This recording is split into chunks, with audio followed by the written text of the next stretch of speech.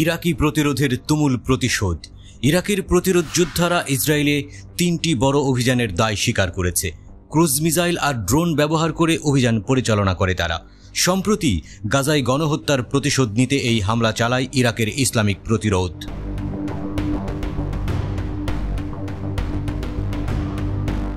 গাজার মাওয়াসিতে ইসরায়েলের নির্বিচার হামলায় প্রায় 100 ফিলিস্তিনি প্রাণ হারান। ইসরায়েল দাবি করেছে হামাসের কমান্ডার মোহাম্মদ দেইফকে টার্গেট করে এই হামলা করা হয়। তবে ইসরায়েল ডিফেন্স ফোর্সেস দেইফকে হত্যা করতে পারেনি। হামাস বলেছে এটা ইসরায়েলি সেনাদের একটা কৌশল। দেইফকে ঢাল হিসেবে ব্যবহার করা হচ্ছে যাতে তারা অপরাধ ঢাকতে পারে। লেবাননের আল মায়াদিনের মতেই ইরাকি প্রতিরোধ ক্রুজ মিসাইল এবং ড্রোন দিয়ে ইসরায়েলে 3টি হামলা চালিয়েছে।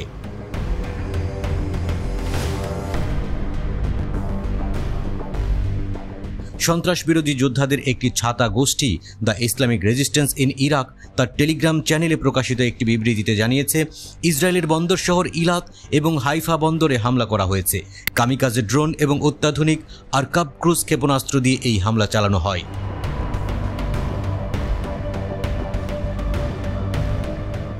আল আরকাব টার্বো জেট ইঞ্জিন চালিত একটি সাবসনিক মিসাইল। রকেটটি উৎক্ষেপণ করার জন্য একটি রকেট বুস্টার ব্যবহার করা হয়। এর আগেও ইসরায়েলি বন্দরকে টার্গেট করতে আল আরকাব ক্ষেপণাস্ত্র ব্যবহার করেছে ইরাকের ইসলামিক প্রতিরোধ।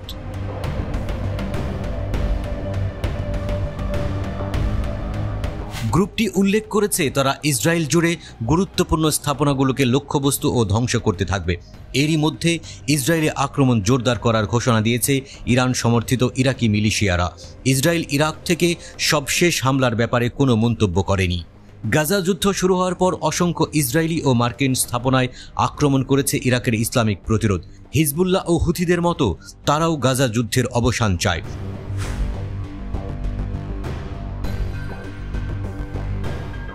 সম্প্রতি ইসরায়েল লেবাননের বিরুদ্ধে সর্বাত্মক যুদ্ধের যে হুমকি দিয়েছে তার জবাবে ইরাকি যোদ্ধারা বলেছে, এ ধরনের আগ্রাসন চালালে তারা হিজবুল্লাহর পক্ষে সরাসরি যুদ্ধে জড়িয়ে পড়বে। ইসরায়েল ও লেবাননের যুদ্ধ বাধালে ইরাক ও মধ্যপ্রাচ্যে অবস্থিত মার্কিন সামরিক ঘাঁটিতে হামলা জোরদারের হুমকিও দিয়েছে ইরাকি প্রতিরোধ।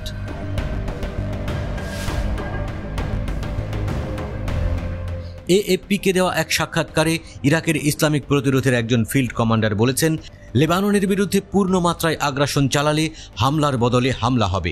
নাম প্রকাশে অনিচ্ছুক ওই কমান্ডার বলেন, এরই মধ্যে তারা লেবাননে তাদের সামরিক বিশেষজ্ঞ ও উপদেষ্টা পাঠিয়েছেন।